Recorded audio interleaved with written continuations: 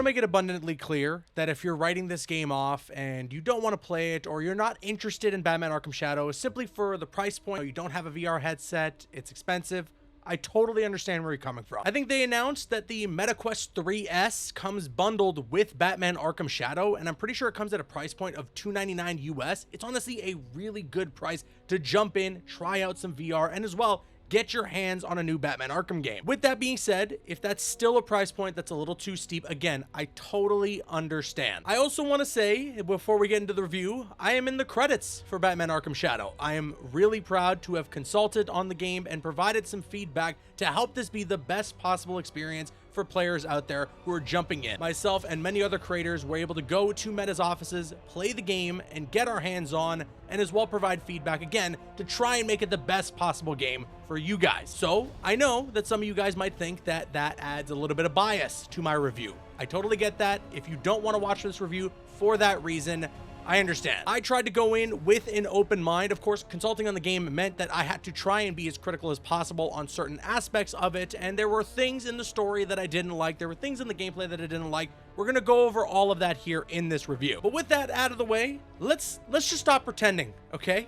This is a Batman Arkham game. You can glide. There's free flow combat, gadgets, detective work, predator encounters, and a cast full of familiar voices and welcome additions. If there is one thing that I can say without a Batman Arkham shadow of a doubt, is that the developers at Camouflage love Batman Arkham. The level of detail in which they paid attention to across every single Batman Arkham game, including Arkham Origins Blackgate and Rocksteady's Arkham VR game, is astounding. The folks at Camouflage wanted to make sure that if you were jumping into Batman Arkham Shadow and you were a die-hard Batman Arkham fan who knew every tiny little bit, every little piece of lore across this entire franchise, that they weren't missing a beat. And this game really soars because of that reason. It is, for all intents and purposes, a true sequel to Batman Arkham Origins, which I know a lot of people have wanted for so long. A ton of people have been clamoring for. And yes, I know that this isn't the form in which we wanted the game. I, of course, as well wanted it to be a third-person action adventure. I am just like you guys. Those are my favorite kinds of Batman Arkham games. The unfortunate reality is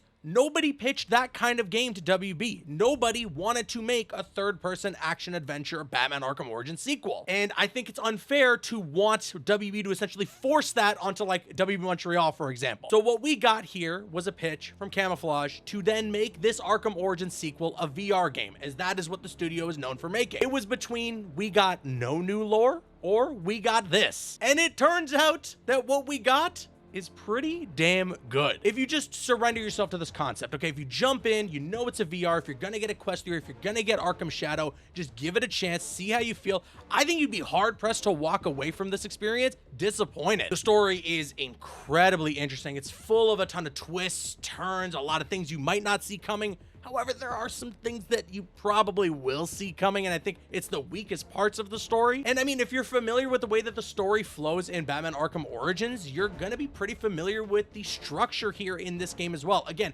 Camouflage made sure, considering this is an Arkham Origins sequel, to kind of follow that same formula. Very character-driven, very much about their arcs, their motives, what drives each and every character in this story. How do we get from point A to point B? And what's all the madness that takes place in between? Roger Craig Smith is back once again as Batman, and he is just crushing it, dude. What you've done to my friends, to my city, you don't deserve mercy! He's gonna kill us!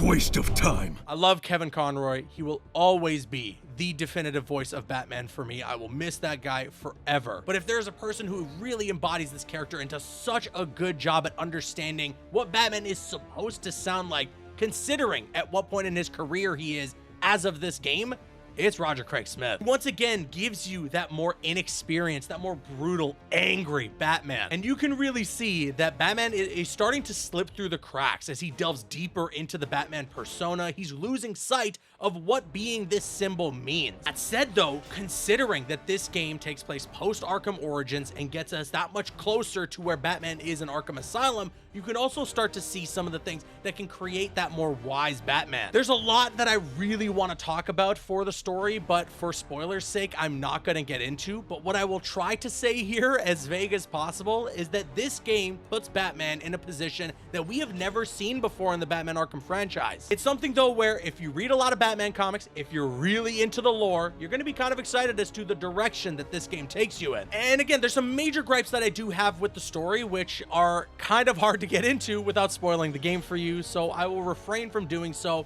But there are some things that happen in this game that I think were very much easy to guess. There are some other things that happen though that kind of make me forgive the things that I don't like. I still don't like those things, but there's other stuff that happens that I thought was genuinely brilliant. Some serious like top 10 Batman Arkham moments in this game. I'm not kidding. It made it just a little easier to look past some of the negatives, some of the gripes that I had. I know a lot of people though, I imagine, are watching this review for gameplay. They want to know about gameplay because I'm sure you're all asking the question. It's the question that I asked when we first saw this game revealed. How the hell are you going to do free flow combat in VR? Now, this game doesn't provide you a one-to-one translation. Naturally, as a VR game, there are some liberties that it needs to take, and it needs to retool certain aspects of free flow combat in order for it to work within the confines of VR. That said, when you're playing it and you're bouncing from enemy to enemy, you're mixing in your gadgets, cape stuns, doing beatdowns, using your special takedowns, all of that stuff mixing in, it feels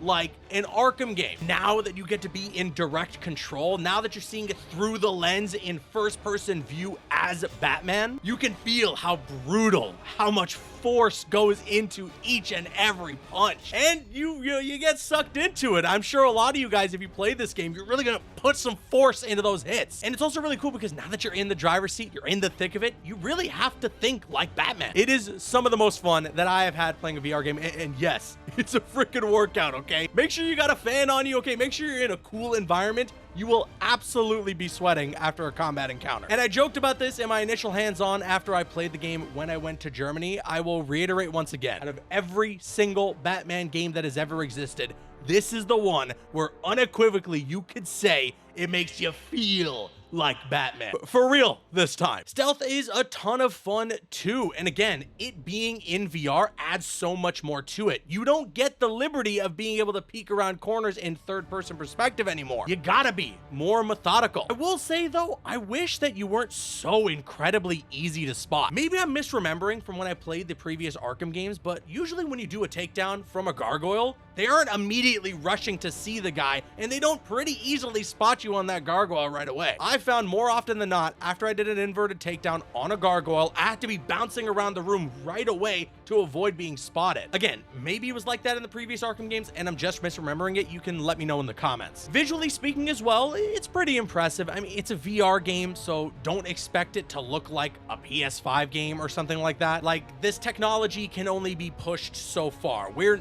not there yet. But for a VR game, it looks decent. When you're going through places like Blackgate, when you're roaming the streets of Gotham, the atmosphere, all of it looks like an Arkham game would. A lot of it, in terms of visuals, very much remind me of Batman Arkham City. And you know, I talked about Blackgate. I should mention, Ryan Payton, who is the studio head at Camouflage, once told me that a huge inspiration for this game was Batman Arkham Asylum. And originally, I wasn't sure what he was talking about, mainly because, again, visually speaking, it reminded me a lot of Batman Arkham City. But as you play through the game and you get to explore the grimy corridors of Blackgate Prison, you'll start to understand exactly why this game took a ton of inspiration from Batman Arkham Asylum. It all feels very claustrophobic, and while it will never be able to match the eerie vibe that you got from Arkham Asylum, it's still a solid direction to take the game in. And it was cool to walk the grounds of Blackgate, interact with some of the inmates, and catch some fun Easter eggs. I will say though, another issue that I have with this game are the collectibles. There are a few kinds, okay, but for the most part, all it really boils down to is find this thing and smash it. There's one collectible in particular that I actually don't want to spoil because it's not really like a collectible item, but it's more of like a thing that you find that I thought was really, really fun. But most of the actual collectible items are, again, just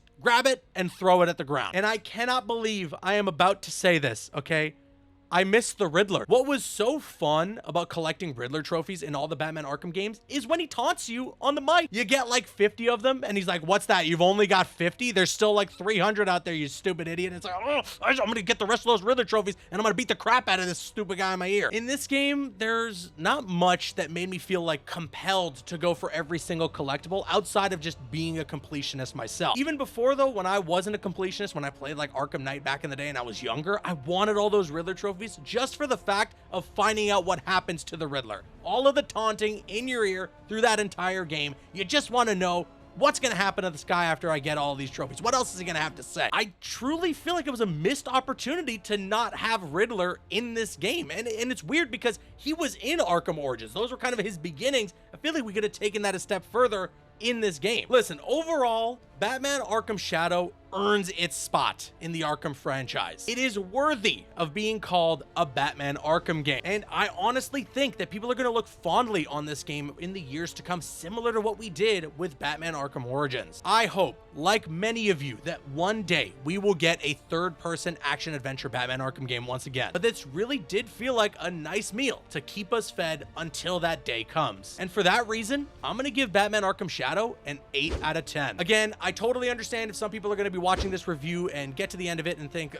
there's just no way this guy isn't biased. He's in the credits. I understand where you're coming from. And to be honest, if I was in your position, I probably would feel the same way. At the end of the day, I can only try to be as honest as possible with you guys. I really did enjoy this game, and I really do think it is a solid entry in the franchise. But if you want to watch somebody else's review, who maybe specifically isn't a person who's like in the credits for the game, please go ahead and do so that you can be more informed if you want to buy this or not. And with that being said, let me now kick it to you guys. Sound off with your thoughts in the comments section below. What do you think about Batman Arkham Shadow after everything that you've seen about it? Are you more interested to play it than you were when it was initially revealed? I want to hear what you guys have to say in the comments. I've been Caboose.